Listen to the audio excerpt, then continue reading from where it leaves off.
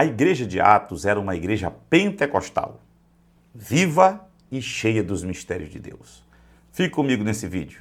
Você pode ouvir dizer que o livro de Atos não é doutrinário e que relata apenas a transição do velho sistema para o novo sistema, do rompimento ou passagem dos discípulos, que em sua maioria eram judeus, da antiga aliança para a nova aliança. Pois bem, Atos é um livro histórico, realmente, mas narra a história da vida daqueles discípulos vivendo a doutrina ensinada por Cristo, sob a orientação do Espírito Santo.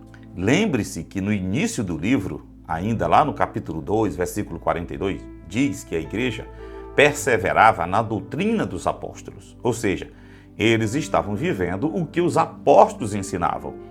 E esses apóstolos não começaram ensinando nada errado.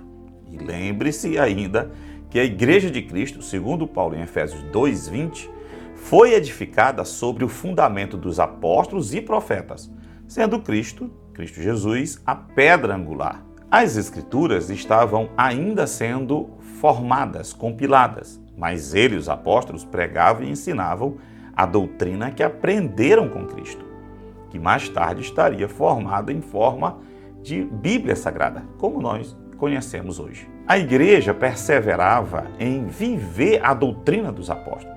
Nada daquilo cessou. Eles ensinavam e viviam o que toda a igreja que é do Senhor deve conhecer e viver. Veja no que eles criam lá em Atos, como viveram e o poder que os revestia. E todos os erros, veja isso, que alguém cometeu lá, ali mesmo o texto bíblico vai mostrar que era errado e apontou o caminho certo. Então, aquele derramado Espírito, a alegria deles, os mistérios, as línguas, as profecias, etc., eles viveram aquilo, era a doutrina deles e deve ser a nossa. A igreja do Senhor foi edificada sobre aquele fundamento. Não olhe nem ouça quem prega ou ensina diferente, ainda que seja uma igreja famosa e etc. Fique com a palavra de Deus. Atos é o nosso modelo de igreja.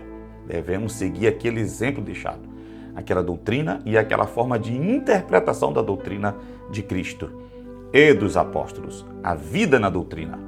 Eles realmente eram o que podemos chamar de pentecostais, vivos e alegres. Aquele dia de Pentecostes, em Atos 2, marcou, veja isso, e moldou a vida deles. O livro mostra o fluir dos dons. Os apóstolos, profetas, evangelistas, pastores e mestres, cada um fazendo o seu trabalho segundo o dom que receberam. Profecias, línguas, interpretação de línguas, curas, milagres, revelações e etc. Ali está escrito claramente que havia profetas na igreja em Jerusalém. Igreja em Jerusalém. Ágabo, Judas e Silas são alguns citados. Então, se havia lá, na igreja modelo, deve haver aqui, hoje. E se não há, é falha nossa. Mas Deus deu tudo isso à igreja dele. Nada disso cessou. Se tinha lá, deve ser buscado aqui, hoje. Os que pregam que os dons e aquilo tudo cessou, são frios e incrédulos. Tiveram suas mentes colocadas numa caixinha e nunca saíram porque não oram. Se há exageros entre os pentecostais hoje, se há extravagância, exibicionismo ou até loucuras, é problema do homem. Isso não muda a doutrina vivida e ensinada em Atos. Quando Paulo viu os erros da igreja de Corinto quanto aos dons, ele não pregou contra os dons, mas contra os erros. Ele ensinou sobre os dons e mostrou o caminho para o dom de Deus se manifestar de forma pura e equilibrada. E esse é o nosso desafio hoje.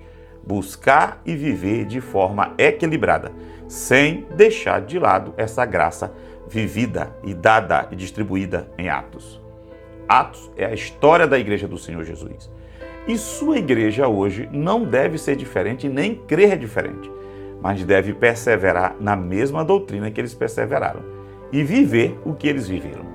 Eles não se misturaram com política ou qualquer outro negócio dessa vida, mas se envolveram com Deus e com sua palavra somente, e conseguiram agradar a Deus. e Deus se agradou deles. Precisamos conhecer e viver as Escrituras e também o poder de Deus, os dons de Deus. Vamos voltar, vamos clamar para o Senhor nos levar de volta, para Ele fazer de novo tudo o que Ele fez lá.